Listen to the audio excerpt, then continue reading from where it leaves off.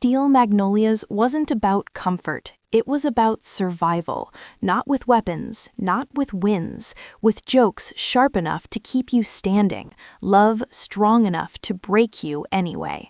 But behind the warm light, the big hair, the beauty shop rhythm, this story was soaked in grief. A casting search that almost chose the wrong heartbeat, a scene so brutal it made Sally feel undeniable, then changed what came next. A story that wasn't inspired by tragedy, it was written inside it. These are 10 weird facts about Steel Magnolias, where the jokes are survival and the love is sharp enough to cut. Number 1. Shelby in Steel Magnolias does not feel like a role, she feels like a heartbeat, the kind of young woman who makes a room brighter just by walking through it, which is why the loss hits like a trap door. You do not mourn a character, you mourn a person you believed in. That version was almost erased before cameras rolled. Winona Ryder was seriously in the mix. The producers liked her, the idea sounded modern, but the math did not work. She would have been only 16, and Shelby cannot read like a kid playing wedding day. Shelby has to look like she is already standing on the edge of adulthood, smiling while the ground quietly shifts under her. Then Meg Ryan circled the role, and for a moment it looked locked until she dropped out to take When Harry Met Sally. One exit, one schedule change, and suddenly the movie is exposed again, scrambling for the one face that can sell warmth without turning it into fluff. Other names floated, including Laura Dern, but the casting director kept pushing for one more audition, Julia Roberts, still riding the early wave of her career, filming Mystic Pizza, and this is where the process stops feeling like Hollywood and starts feeling like grief. When Julia Roberts walked in, writer Robert Harling did not weigh options. He recognized something. He later described it as instant, a flash that cuts straight past the business. He recognized something personal in her, a presence that cuts straight past casting and into memory. Not a perfect copy, not a trick, just that same light that makes everyone else lean closer without realizing they're doing it. Roberts smiled, the room lifted, and Harling knew Shelby could finally live on screen the way she lived in his memory. That is why the casting feels eerie in hindsight. The character was born from a real loss, and the actress did not just fit the part, she unlocked the person behind it. And the last twist is cruel. Shelby is written to make you fall in love first. That is the whole mechanism. Brightness, laughter, a wedding dress, a future everyone wants to believe in. Then the story takes it away. So Steel Magnolias did not find its Shelby through a perfect plan. It found her through a chain of almosts, a too young Winona, a Meg Ryan exit, one more audition. Then Julia Roberts walked in and Harling saw his sister standing there again. Number 2. Annelle did not walk into Steel Magnolias by being glamorous, she got in by disappearing.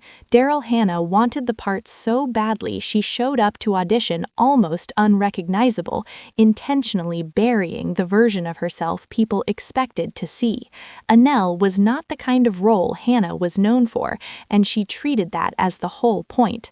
Herbert Ross later called it a real departure for her, and he said she actively chased it, convincing him and producer Ray Stark she could handle it. That audition was not a reading, it was a dare. Let me do something you do not think I can do. At the same time, Julia Roberts was fighting a different battle. Ross had a reputation for being tough, but the cast remembered the pressure landing hardest on her. Sally Field said he gave her freedom, but was very, very, very hard on Julia, and that the rest of them would rally around Roberts because she was the baby. And Ross just kept picking at her, not a note here and there, a steady grind that makes you question every take. So the salon sisterhood stopped being just the movie's vibe, it turned into protection. Field remembers Dolly Parton snapping back at Ross with the kind of filthy, fearless humor that cuts the tension and gives the youngest person in the room air again. Hannah remembered Ross being tough on Roberts too, framing it as him pushing her to make make sure she was up to the challenge. Either way, the result was the same. Roberts stayed close to Field, almost in a bubble, because a real mother-daughter bond was forming while the director kept tightening the screws. That is the behind-the-scenes mirror. Hannah had to erase herself to be believed. Roberts had to endure being singled out to earn her place. And the warmth you feel in that salon is not just acting, it's a circle closing ranks while the pressure keeps coming. Number 3. Steel Magnolias did not just cast a love interest for Shelby, it put Julia Roberts in a setup where her real life could get rearranged. One co-star already in her world, another one stepping into the frame and change the temperature. When Steel Magnolias started filming, Julia Roberts was dating Liam Neeson, her co-star from Satisfaction. Then she was paired with Dylan McDermott, and the heat they sell on camera was described as real enough to spill off set. Roberts ended things with Neeson and began dating McDermott instead. Like the movie's romance did not stop when the scene ended, and it did not stay casual. Roberts and McDermott became a serious couple, even getting engaged. For a moment, it looked like the kind of set romance that turns into a permanent headline. Then it broke. The engagement fell apart and the relationship ended in 1990. So when Shelby's love story glows on screen, remember what that glow cost. You are watching a real relationship ignite in front of the camera, race toward forever, and end almost as soon as the world decided it believed in it. Number 4. Steel Magnolias is set in a beauty shop, but the story hits like a stage where nobody can hide. And the second it reached New York, the people who had seen everything started reacting like they had just found something sharp. Elizabeth Taylor went to the off-Broadway run and raved about it. Not a polite theater night, a real endorsement, the kind that flips a play into a must-see. Then Betty Davis saw it and made it personal. She did not send flowers, she did not wait for a casting office to call. She went straight at writer Robert Harling and started campaigning for one role. Weezer, like she was already sitting in that chair. It was not admiration, it was acclaim. Davis wanted to walk into that salon and bite down on those lines herself, but she did not stop with her own part. In her head, the movie was already forming, and she started naming queens for the other seats. Katharine Hepburn as Clary, Elizabeth Taylor as Truvy. Not maybe, not if schedules work. She was building a whole court in that little room. Legends trading smiles like knives and jokes like warnings. That version never happened. Weezer went to Shirley MacLaine. The cast became its own kind of lightning. But Davis making the call tells you what Steel Magnolias really is. A small room that made giants lean in, pick a chair and fight to be allowed inside. Number 5. Steel Magnolias looks like an ensemble, a crowded room, big names, big personalities. But when awards season arrived, the Academy acted like it could only see one flame. Julia Roberts got the film's only Oscar nomination, Best Supporting Actress for Shelby. She didn't win, losing to Brenda Fricker for My Left Foot, but the nomination still landed like a stamp. Not promising, not next time, this time. The industry was admitting what the audience already felt. When Shelby smiles, the movie lifts. When Shelby fades, the whole room collapses. And the timing makes it even sharper. This was not Roberts' victory lap. It was the first warning shot. 2 more nominations would come later, and 11 years after Steel Magnolias, she finally won in 2001 for Erin Brockovich. But this is where the door opened. A serious drama, real grief, and a young star proving she could make heartbreak feel physical. Meanwhile, the film took a criticism that sounds like a flaw until you remember what the story is. People said the men were thin. The husbands, boyfriends, doctors, they hover at the edges. They react, they enter and exit while the women do the emotional labor in the center. That was not a mistake. That was the blueprint. In Robert Harling's original stage play, the men are talked about constantly, but no male characters appear on stage at all. Not once. Yes, the world is built entirely out of women in a room holding each other up while life keeps swinging. So when the film adds men and still keeps them secondary, it's not failing to write them, it's refusing to hand them the spine. That's why the Oscars ended up matching the movie's truth. One nomination, one woman, a story where the men can be loved, but the women do the surviving. Number 6. Sally Field did not join Steel Magnolias for the cute hair talk or the big cast glow. She joined for one moment she could feel coming like weather, the funeral. That scene is not a speech, it's a rupture. Millen does not cry politely, she detonates grief, rage, unbelief, love, all in one breath in front of everyone. And the only reason she survives it is the circle around her. The women do not step back, they do not let her collapse alone. They stay close until the pain twists into laughter, not as a joke, as a life raft.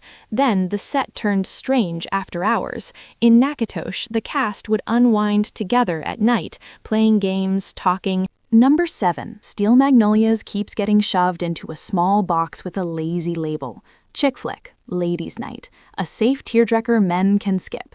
Shirley MacLaine heard that and refused to let it stand. She said flat out that calling it a women's film was not correct. Then she made it a challenge. If you have women in your life, take them to see it, and when you go home, you will understand them more. Not because the movie explains anything, because it shows the way women actually love each other when nobody is performing.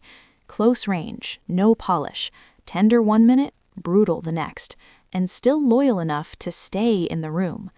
She felt that truth while they were shooting it. During one of those blazing hot Christmas festival days, MacLaine turned to writer Robert Harling and told him the film was important. Not cute, not fun, important. Years later, reflecting on the movie's long life, she said she knew why the friendships were not delicate. They were complicated. Women being honest and cruel in the same breath, then turning around and being hilarious, sarcastic, and protective. Anyway, that is why the movie keeps landing. It does not sell a fantasy of perfect friends. It shows the kind who can cut you, then catch you, then make you laugh while your face is still wet. So call it a chick flick if you want. MacLaine's point is simpler. Watch it with the women you love. Then try walking out unchanged. Number 8. Steel Magnolias feels too grounded to be faked. The streets look lived in. The porches look like they have heard real secrets. The heartbreak lands harder because the town looks like a place where life is supposed to stay gentle. That was not luck. Robert Harling pushed for it. He grew up in Natchitoches, Louisiana, and he fought to shoot the film there, planting the story back into the place that shaped it. And the town never shook the movie off. The Natchitoches Convention and Tourism Bureau's former executive director, Arlene Gould, has said that outside the area, Natchitoches became synonymous with Steel Magnolias, and that the film had a tremendous impact on tourism and the community. The clearest proof is not a statue or a plaque, it is a house people can walk into. Millen's home, the emotional center of the story, was filmed at the Cook-Taylor House, a historic property built in the 1840s. During production, it was not a public attraction, it was a family's real residence, and for the movie to move through it, that family reportedly relocated to an apartment, stepping out of their own home so the cameras could turn their walls into a place the whole country would recognize.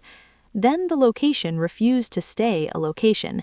In 2003, the property became a bed and breakfast and was renamed the Steel Magnolia House. Rooms were named after characters like Clary, Weezer, and Annelle, turning dialogue into door signs. Around town, visitors can take tours or do self-guided trips to key filming spots, following the same path the characters once took. Most movies leave you with scenes. This one left you with an address, a porch you can stand on, a doorknob you can turn, and a room named for someone you thought only existed on screen. Number 9. Steel Magnolias was built to leave a bruise, not to reset itself next week. But the industry kept treating that salon like a faucet. Turn it on, bottle the feeling, sell it again. Hollywood saw a salon set, a rotating parade of customers, and an engine that could run forever if you kept feeding it new heartbreak. So the first attempt came fast. In August 1990, CBS aired a Steel Magnolias TV pilot built to turn that beauty shop into a weekly rhythm. Same premise, same warmth, a different promise. It did not stick. The pilot aired, then vanished. No season, no second swing, like the story hit the edge of the format and stopped. Then the idea came back with sharper intent. In 2012, Lifetime remade Steel Magnolias as a television movie with a major cast, including Queen Latifah, Felicia Rashad, Alfre Woodard, Jill Scott, Adepero Oduye, and Condola Rashad. And this time, the audience showed up big. It became Lifetime's third most watched original telecast of all time, a clear signal that the premise still had power when you aimed it at a new generation. But the afterlife has a sting. Robert Harling, who wrote the original out of real grief, was not a fan of the remake. So Steel Magnolias ended up with a TV history that fits it too well. The industry kept trying to turn pain into a weekly machine. One version finally hit, and the man who built the story still didn't feel at home inside it. Number 10. It's easy to mistake Steel Magnolias for a movie that manipulates you. It makes you laugh until your guard drops, then it takes what matters most and doesn't give it back. That's not clever writing. That's a wound being handled in public. It wasn't designed, it was survived. Robert Harling didn't sit down and invent Shelby. He wrote down his sister. Susan Harling died in 1985 from complications related to diabetes, and he took what was left, grief, anger, love, helplessness, and poured it into a play because staying silent was worse. Shelby is not a character inspired by. Shelby is a name placed on a real absence. And he didn't write it carefully, he wrote it like a rupture. Harling finished the play in 10 days, not a long crafting process, a sprint that feels like the only way you can move when you're trying not to collapse. He even admitted he wasn't sure it looked like a real play when he handed it over. He just knew it carried Susan's spirit on the page, and that was the only standard that mattered. Then the story hit the world and kept moving like it had its own heartbeat. The stage version opened off-Broadway on March 28, 1987, at the WPA Theater in New York City, caught fire immediately and ran 1,126 performances before closing on February 25, 1990. That's not hype, that's people recognizing something too close to real life to ignore. When the film came, Herbert Ross fought to keep that reality in the room. For the hospital scenes, he brought in the actual doctors and nurses who cared for Susan in her final days, not performers pretending they know what loss looks like. The real people who lived it. The nurse who turns off Shelby's life support in the movie had done the same thing in real life for Susan. That's not research, that's a memory replayed with cameras rolling. And Susan's fingerprint is everywhere, even in the comedy. Harling said that when he hit writer's block, he used one brutal question as a compass. What would Susan do? And the answer was always the same. She would do something outrageous, something inappropriate, something that breaks the tension so the room can breathe again. That instinct built the funeral moment that never lets go. Malin is drowning, and Clary throws a lifeline that looks like a joke. Here, hit this. Grief gets redirected into motion. The women don't fix the pain, they keep her from dying inside it. That's the engine of Steel Magnolias. Grief refuses to stay polite, so it disguises itself as laughter long enough for everyone to survive the next minute. A sister became Shelby. 10 days became a script. Real nurses reenacted the worst moment, and the jokes are not decoration. They're the only oxygen in the room. That's the quiet cruelty of Steel Magnolias. It lets you laugh like nothing is wrong. Then it shifts gently and shows you what love costs when the bill finally comes due. If this one still lives with you, take a moment to like and subscribe. It helps us keep telling stories that don't fade when the credits roll. And if you want to keep it close, you can grab it through the link below, because this isn't a movie you watch once, it's a movie that stays with you.